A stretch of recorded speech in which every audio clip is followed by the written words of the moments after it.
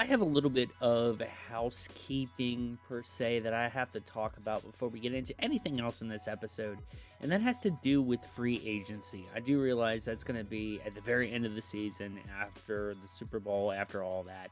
Who knows where we'll be at that point? But how I wanted to handle free agency, like when I set up this team, I set it up with realistic free agents, realistic rookies, because I wanted this to be a realistic relocation expansion team for the NFL. So I do realize that we had to lose a year of franchise to get this working, to get this going. So there are free agents in free agency now that aren't free agents in real life.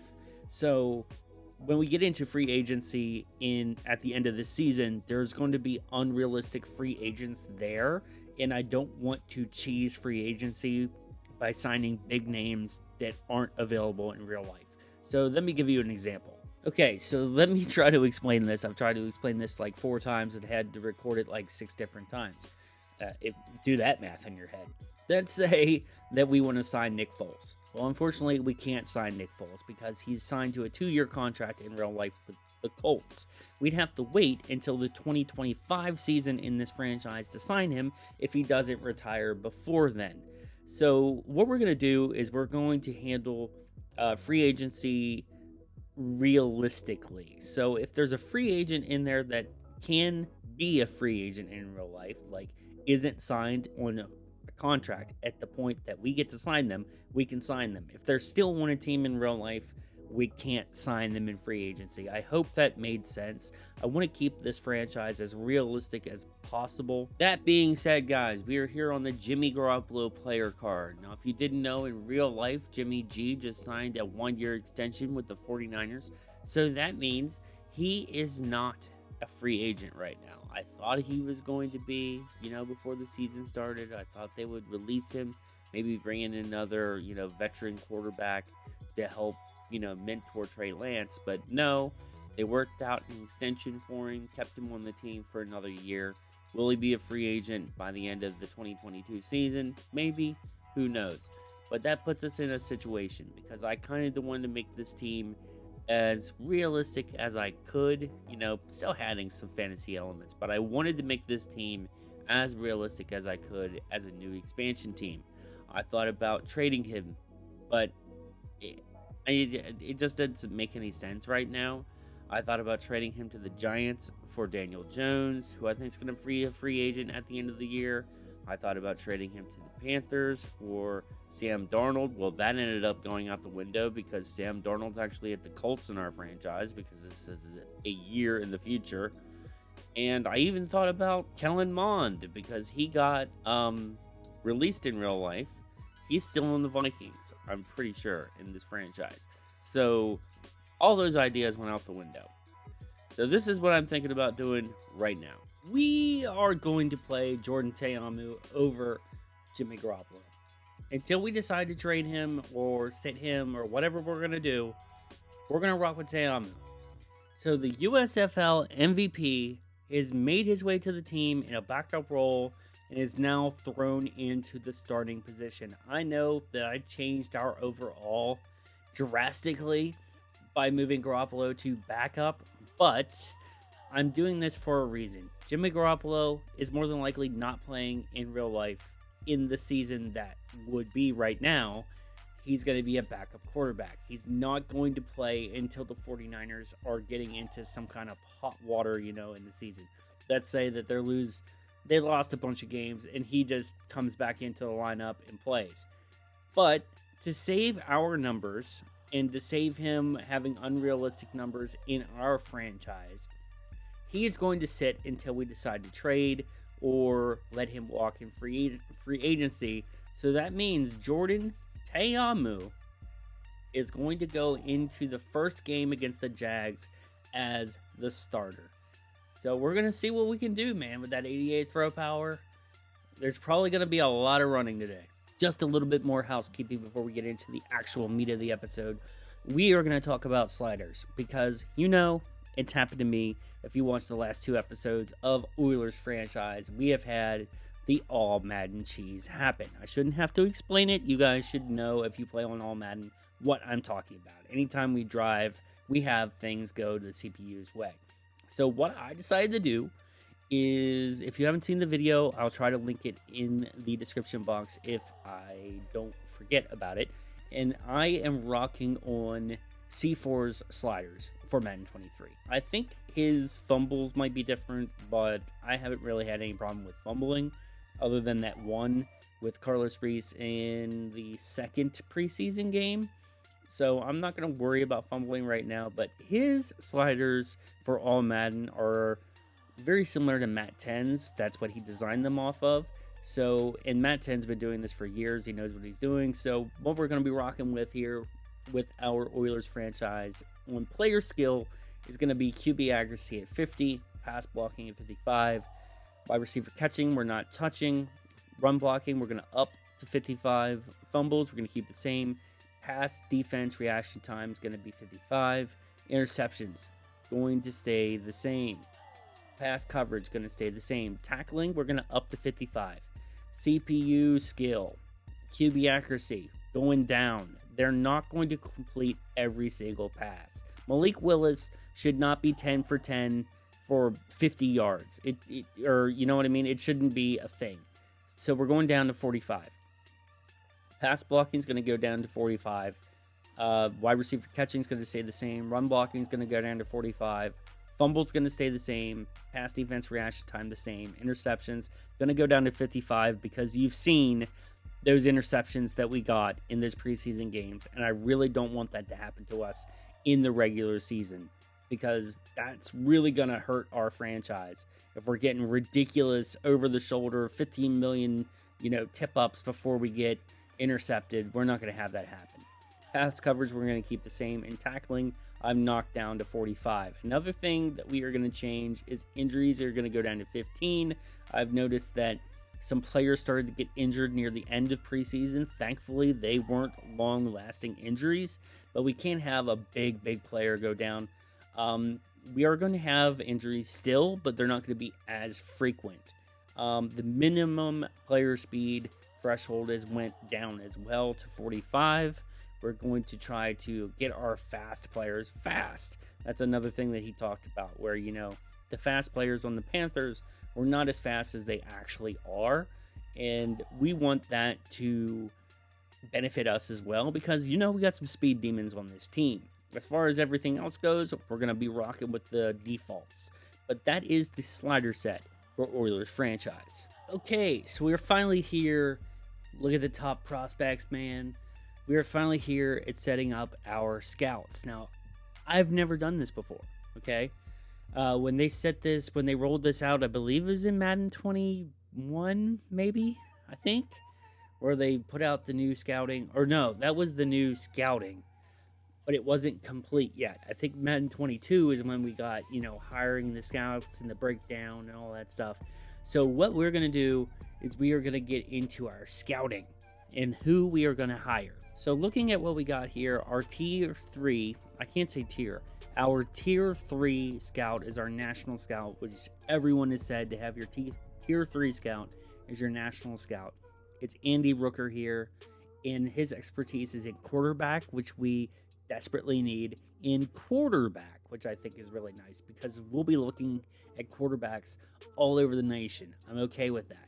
Now we got Greg Becker here at our tier 2 scout, and he's going to be covering the Southeast, and that's running back and middle linebacker. Running back, okay, we going to get some Bama boys on this team? I really like this. Now these other 3, I'm going to look at these and see if I can find something a little bit better. All right, guys, so this is what we are going to be rocking with right now. Starting with our first tier 1, we got Carter Knight. He's going to have the Central region. His expertise is offensive tackle and defensive end. Our second scout here is going to be George Coslow, a 1 tier. His region is going to be Northeast. His expertise is safety and wide receiver. Carl Roberts is going to be another 1 tier. His region is going to be the West, and he's going to have tight ends and outside linebackers. Greg Becker is our tier 2 scout, and he's going to be the Southeast region, running back and middle linebacker. And then finally, our Tier 3 national scout is going to be Andy Brooker with cornerback and quarterback. Also, as you can see, we are on the talent trees screen. We have 25 points to use today, and we are going to go into the offensive coordinator, Randy Sheets, and we are going to go into pliability. That boosts the injury rating for all offensive players. We don't want anybody going down with injury in this game against the Jags. And then I love brace for impact. We still have 10 points to use. First here, it's going to boost the catch in traffic for wide receivers by 1. I'm down with that. We're going to use it. So now we are up to only 5 points. So we need to build these points back up, man. There's really a lot more to franchise now. I forgot about our weekly team goals. Yeah, listen to this. We're not winning by 17 points. I don't think that's going to happen. And I don't think we can score 5 offensive touchdowns. We might not even win the turnover battle. No sacks allowed. Are you kidding me? We are going to shoot for 15 first downs in this game. That's going to give us 4 points. Offensive coordinator, I'm going to shoot for 250 offensive yards. Defensive coordinator, yeah, we're going to go with allow 30 points or less. And our weekly game plan is going to be, let's see. Let's go for 200 plus rushing yards. I think that's a good game plan. Now, with all of that done, we are finally ready to go into opening day keys. So let's check this out, man. What are we going to get? We got to get a cutscene here. Yeah, I believe we are going to get a cutscene. This is pretty cool. I haven't played this version of Madden in a long time, so this is going to be fun. Reporter, it's an opening day week this week and a fresh start for every team around the league. And you will be facing the Jaguars. What is the key to victory? Let's go with a dominating offense. Ideally, we establish a rhythm in the offense to dictate the flow of the game and get a big enough lead to make their offense one-dimensional. Obviously, every offense wants to be balanced. What's your main focus?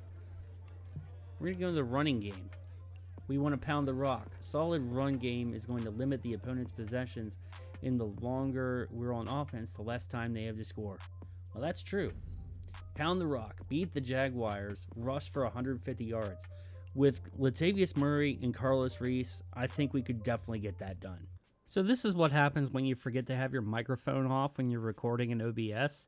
And in this part, we're just setting the defensive game plan. We want to defend a deep pass because we knew that Trevor Lawrence would be picking on us in the air. All right, so this is the part that everyone dreads in franchise now, is the training recap. We don't want guys to get injured, but as you can see here, we did have an injury, and it was to our starting tight end, Blake Jarwin. He had a quad strain, so you know what that means.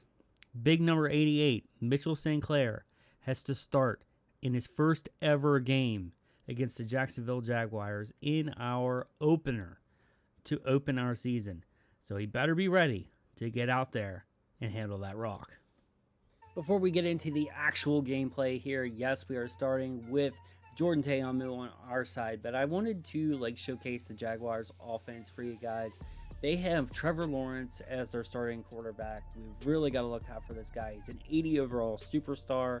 He's going to be the third best quarterback we went up against so far. They have Trace McSorley backing him up in the game.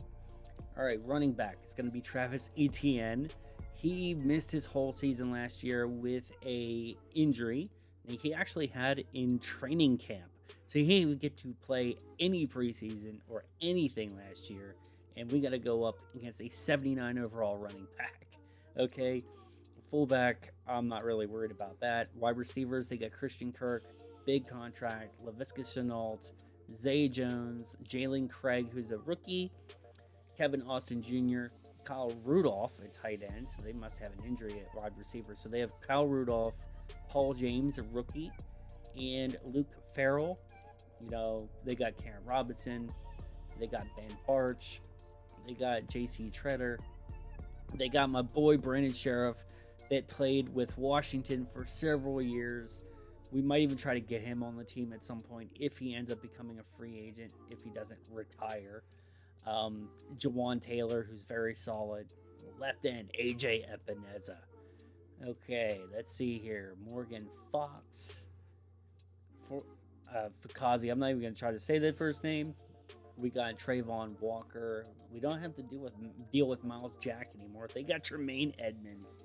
Okay, Josh Allen's going to be a beast. The quarterback is a beast too. Shaquille Griffin they have. They have Xavier Woods. Shout out to the New Day. Tracy Forsett, who is a 74 overall strong safety rookie. Their kicker, Santos. All right. This is what they're rocking with right now. And J.K. Scott at punter. Let's get into the game.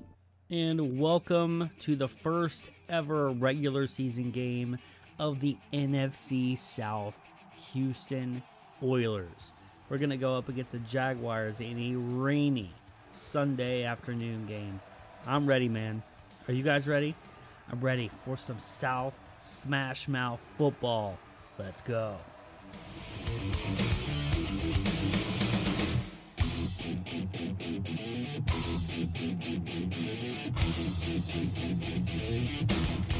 Oh, come on!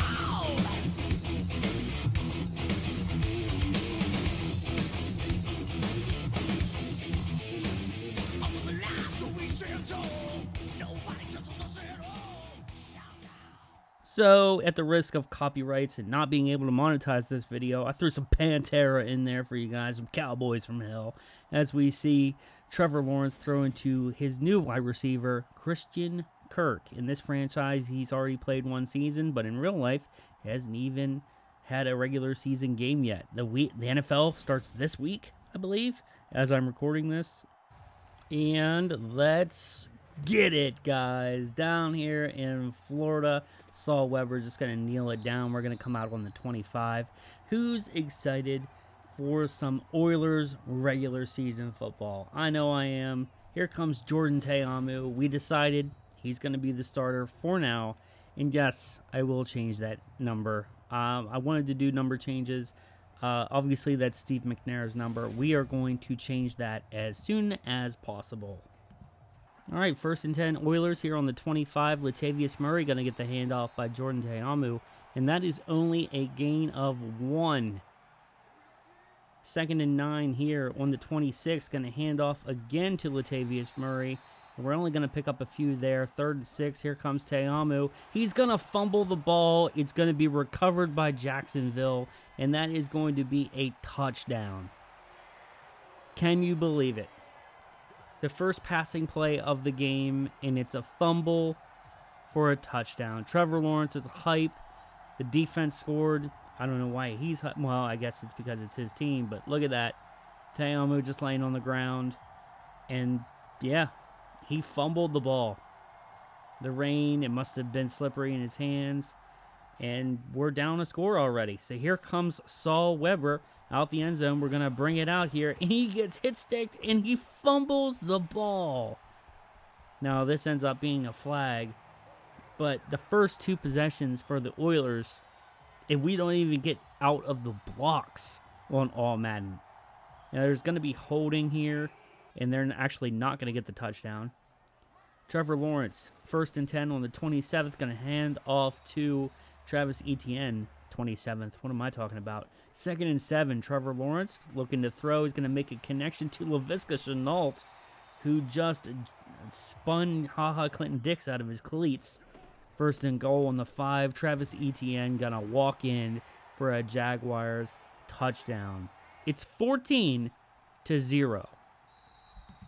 All right, here, 1st and 10. Let's see what we can do. Ta'amu going to hand off to Kalen Ballage on the 25. That's going to end up being a 2nd and 6. Ta'amu looking to pass again. He's going to find Jaden Hightower, who's going to get the first down and then some. We're going to move all the way up to the 49-yard line. It was a nice run by Jaden Hightower. Yeah, tell him. All right, 1st and 10 on the 49. Ta'amu going to hand off to Latavius Murray, who is only going to end up getting 2 yards on the play. 2nd and 8 on the 49. It's a pitch out to Latavius Murray. Only going to pick up a few yards there. 3rd and 6, Ta'amu back to pass. He's going to look for T.Y. Hilton, who cannot haul that one in. All right, a little bit later in the game, Trevor Lawrence back to pass. He is going to find Zay Jones for a big pickup there up to the 38-yard line. He actually found Zay Jones quite a bit in this game. And Trevor Lawrence, I like the way the sliders went, as that's another pass to Zay Jones. I like the way that the sliders went in this game, where Trevor Lawrence wasn't perfect with his passes. He did make some incompletions as he threw to Kyle Rudolph there. Trevor Lawrence here going to hand off to Travis Etienne, who's going to get a first down and then some. Man, he just juked at the wrong time, or that could have been a huge touchdown.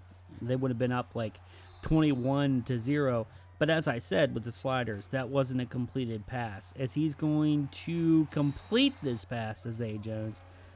Going to hand off again to Travis Etienne, who bowls his way up to the 8-yard line. Going to be 2nd and 5.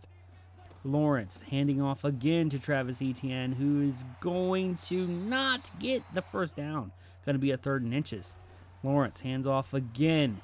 The running back takes it up to the 1-yard line. 1st and goal, Jaguars here.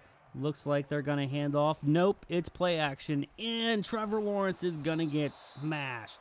That was Leon Jacobs there for the sack. Big number 41. If we go back and look here, Trevor Lawrence he didn't stand a chance there. Leon Jacobs had him. That was a nice play. Good red zone defense. All right, 2nd and goal in the 8 for the Jaguars. It's going to be a handoff to Travis Etienne. Gets it up to the 6. It's 3rd and goal. Trevor Lawrence back to pass. He's going to find Zay Jones for the touchdown. And it's going to end up being 21-0 Jacksonville.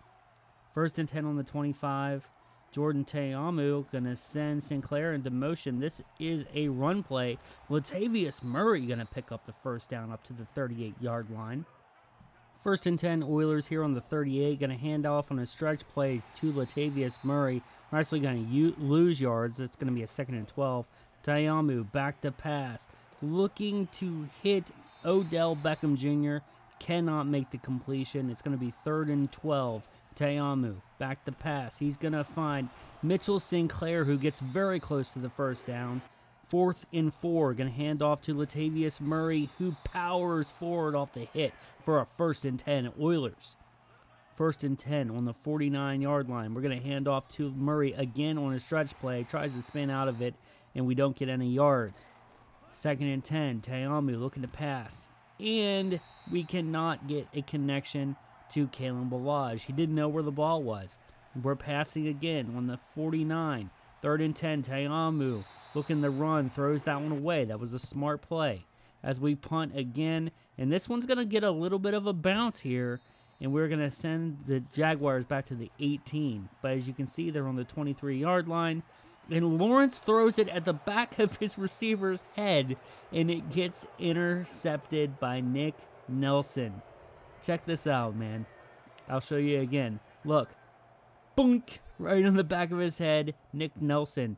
You know, that actually really reminds me of that that fumble, or what was that play in that Washington Eagles game where Dallas Goedert had the ball like hit off of his shin and it was bounced off and brought in by the Washington players? That was a nice play. Reminded me a lot of that. Latavius Murray gonna get a 3rd and 5 to the 22. Xavier Rhodes talking to the coach up there. Ta'amu back to pass. 22, 3rd and 5. That's going to be a first down for Jesse James. Remember his preseason? It was really nice. We run a lot of 2 tight end sets here. Going to hand off again to Latavius Murray. Going to be a 2nd and 8. Ta'amu back to pass. He's going to run this one himself. He's going to get the first down, but he cannot get into the end zone. 1st and goal, Oilers on the 2. What are we going to do? So, 1st and goal, Oilers on the 2-yard line. We're going to hand off, and Latavius Murray makes history. It's the first ever touchdown for the Houston Oilers in the NFC. Latavius Murray gets that first ever touchdown. How sweet can that be? Latavius Murray gets the first ever points in this franchise. And the extra point is no good because I'm terrible at kicks. All right, 1st and 10, Jaguars on the 22. Trevor Lawrence going to hand off on a stretch play to Travis Etienne. That actually loses a yard. That's going to be 2nd and 11. Janoris Jenkins had him pushed back a yard there. 2nd and 11. Trevor Lawrence looking to pass. He's going to find Zay Jones, and that is going to be a 1st down Jags. 1st and 10 on the 36. Trevor Lawrence going to hand off to Travis Etienne, who gets stuffed by Sean Dion Hamilton on 2nd and 8. 3rd and 8 Jaguars. Trevor Lawrence looking to pass. He's going to find Zay Jones, who just had the step on Scruggs there, number 20. Like, he had the space. You see, he's got about a yard of space in front of him there, and he actually pulled that one in. That would have been a little bit inaccurate there. Great catch by Zay Jones. Going to hand off again. That is Julian Stockton that takes down Travis Etienne there on the run. Trevor Lawrence looking to pass again. He's got nothing but time in the pocket. Gonna find Christian Kirk, who makes his first catch of the day, I'm pretty sure. 1st and 10 on the 10-yard line. Trevor Lawrence is gonna get sacked. That was Gregory Hickson, a linebacker, outside linebacker for us. And I'm pretty sure he's one of the ones that had his number changed as well. So, yeah, but check this sack out here. Trevor Lawrence doesn't see him coming, gets blindsided, and Gregory Hickson gets his first sack of the day. 3rd and 11 on the 11-yard line. Trevor Lawrence is going to go down again. That's Gregory Hickson again with another sack.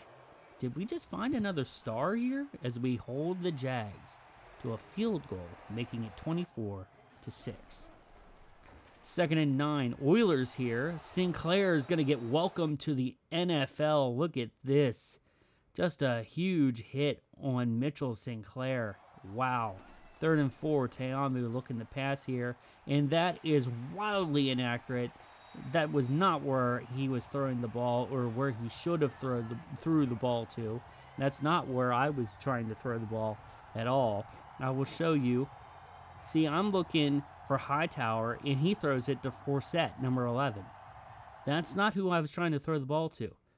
You can see he's wide open as we hit halftime. Now, I actually like the halftime report, but not when they show games that have nothing to do with us, but this one does. Falcons and Eagles. The Falcons lost to the Eagles, but Desmond Ridder, man, 336 yards and 2 touchdowns, 100 yards on the ground. That was a nice game for them, even though they lost. 2nd and 2 here in the 3rd quarter. That's going to be a 1st down. Laviska Shenault just put a huge, nasty juke move on Janoris Jenkins, and that is another touchdown for the Jaguars. You can see the theme of this game, guys. We're not doing too well. Teamu on offense. 3rd and 7. Cannot make the connection to Odell Beckham as the Jags are back on offense. 1st and goal in the 7. Trevor Lawrence, nothing but time. He's going to get sacked by Byron Money. He actually became my user for the most part. You'll see in later games in the season. But man, Trevor Lawrence just has no idea. Oblivious to the pressure. Byron Money gets his first sack on the season. Wow. 2nd and goal on the 15. Lawrence back to pass again. Gonna make the connection to Zay Jones, who gets hit hard there. 3rd and goal on the 10-yard line. Lawrence throwing some motion here. Zay Jones in motion. What's he gonna do? It is a pass. It's gonna be completed to Zay Jones. 4th and goal. We're gonna hold the Jaguars to another field goal. And that was big Kamal Martin there. And you can see somebody else is warming up there on the sideline. Drew Boone getting talked to by Coach Jim Harbaugh because he's coming into the game. We're so far behind, I figured it was time to throw Drew Boone into the fire here, get some real NFL experience as Kalen Ballage is going to pick up a few yards there. Carlos Reese comes into the game. Now, you know I have to apologize that his number is still 1. Clearly, I know that's Warren Moon's number. I did rectify this. He wears number 8 now. 2nd and 3 on the 46. Drew Boone going to hand off to Carlos Reese, who cannot get the first down. It's going to be 3rd and 3. 3rd and 3, a minute 20 left in the game. That's going to be a first down. Oilers, 1st and 10 on the 42. Drew Boone back to pass again. He's going to make a connection to Kalen Balaj. Going to get it up to the 37. 2nd and 5 here. Drew Boone going to hand off again to Carlos Reese, who gets another first down. 1st and 10 on the 29. Start of the 4th quarter. Drew Boone rolling out. Gonna get sacked. It's 2nd and 17. 2nd and 17 on the 36. Drew Boone looking to pass, and he's going to whip this one toward the end zone, and nothing happened there. 3rd and 17. Drew Boone just going to check down the Kalen Balaj. We're going to have to try to go for a field goal here, which I shanked. Josh Lambo, not looking very good on the season so far. All right, so a little bit later in the game here, 2nd and 2 for the Jaguars. Trevor Lawrence going to hand off, and we keep him out of the end zone. 1st and goal on the 1. Travis Etienne, nope, it's play action, and he's going to go down again. That's the 2nd sack for Leon Jacobs. If anything that comes out of this game is a positive, I think that our third down and red zone defense, more our red zone defense, is very good. I actually think it's very good, as Trevor Lawrence has all day to throw, and he's just going to throw this one away. And that's going to make it a 40-6 game. I believe we held them to another field goal, as Drew Boone is going to fumble to allow another Jacksonville touchdown. And the last play of the game here, just to put the icing on the cake, is another interception. This was a nasty game, guys. Let's get out of here. Well, that's not how I wanted the game to go. It should be 7-50. You at least give me that. But no, we missed the extra point on our only touchdown of the game. Odell Beckham Jr. had no yards. Trevor Lawrence had 262 yards and 2 touchdowns. We had 8 yards for Drew Boone. But let's get into the player stats, even though I don't even really want to show this to you guys. All right, looking at the Oilers. Jordan Ta'amu didn't play well. 6 for 12, 50 yards, 50% completion, and an interception.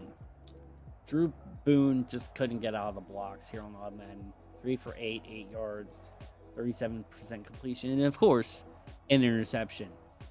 But man, you know, we got cheesed. You saw it. Looking at rushing, Latavius Murray had the only touchdown of the day for us. He was 16 for 35, an average of 2.1. We put Carlos Reese in the second half, and he actually had almost as many yards. So I think we're going to rock with Carlos Reese moving forward. Kalen Balaj played better than I expected, 4 for 27, and he actually had 2 broken tackles today. Odell only had 1 catch for 1 yard, it was a rush, sorry, it was a trick play. And then Jordan Ta'amu ran for 9 yards. Looking at receiving, Mitchell Sinclair had the most yards today, 5 receptions for 23 yards. Jaden Hightower had 1 reception for 20 yards. Jesse James had 9 yards today. Odell had none. Kamal Martin, for some reason, is in here for receiving. And Kalen Balaj had 6 yards receiving. Blocking, Michael Barnes, of course, gave up a sack. Brett Jones, of course, gave up a sack. Defensively, you look at the total tackles today, it was, of course, Julian Stockton. He had 2 tackles for loss. 7 solo, 7 assisted. Nick Nelson had an interception today, which I really liked. I loved seeing that. Kamal Martin, again, played well with 9 total tackles today. If you look at TFLs, we had 1 for Janoris Jenkins, 1 for Dion Hamilton, and 2 for Julian Stockton. If we look at sacks today, Leon Jacobs had 2 sacks. 2 sacks for Gregory Hickson, and a sack for my boy, Byron Money. If we look at interceptions today, we had the 1 interception, Nick Nelson. If there's only one good thing that I can take away from this horrible loss, is that we actually have a pretty decent red zone defense. I didn't think we would, but we actually kind of do. Even though they put up so many points on us today, If we wouldn't have had that much cheese happen to us, I think this game would have been closer. But offensively, we just couldn't get anything done. You guys remember how optimistic I was at the beginning of, pre-game? I thought we could get 15 first downs. I thought we could get 250 offensive yards. I thought we could get 200 rushing yards with our running backs. Yeah, we didn't get any of these goals. None of them. We lost our first game, so 4+ regular season wins isn't looking good right now. We didn't get 150 yards in the win. We didn't get 200+ rushing yards. We didn't get 200+ offensive yards. We allowed more than 30 points, and we didn't get 15 first downs. So our rewards are 5 points. This ought to be fun. The key to victory. Talk to one of your leaders about the game. Let's see what's going to happen here. I'm not optimistic about it. Let's see who it is. It's Hightower, but why is he wearing a Buccaneers uniform? Okay, I have seen some glitches in Madden before, but why is Jaden Hightower wearing a Buccaneers uniform? What? It was hard to find another silver lining in this game, but check it out, man. Jordan Te'amu, 50 for 6 completions, 12 attempts, and an interception. Of course, Drew Boone did worse, but we are not the worst starting quarterback in the NFL. Will Meredith from the Lions is. So, I don't know. Is he going to be the starter? Maybe? I don't know. Is Detroit going to be a running team? Either way, we're real bad. But there's a silver lining. We're not the worst. I'm lost for words, man. Like, we're a new team, right? We're a new expansion team. We're a 67 overall. Okay? I didn't think we would be good.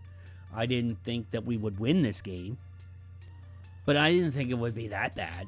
And I didn't think we'd be cheesed by all Madden that badly in our first game against the freaking Jaguars. You know what I mean? They're one of the worst teams in the league. And we got bodied. You know what I mean? And you know what else I noticed in this game? Our playbook was almost completely different from the way it was in the preseason. I never changed anything. So, I don't know. So, with that being said, we are going to advance to the next week. And it's scary. I'm terrified. Because we are going to take on the 81 overall, or actually 82 overall Saints with Alvin Kamara. I thought he was injured. But they also lost. So who knows what's going to happen here? We need a prayer, man. We need a prayer. We need a miracle. We need someone to come in this team and give us some kind of inspiration. Someone to pump the guys up. Someone that has a lot of heart. I don't know. We'll have to figure something out, man. But until then, I'll see you guys in the next episode where we take on a division game against the New Orleans Saints. I'm terrified. Later.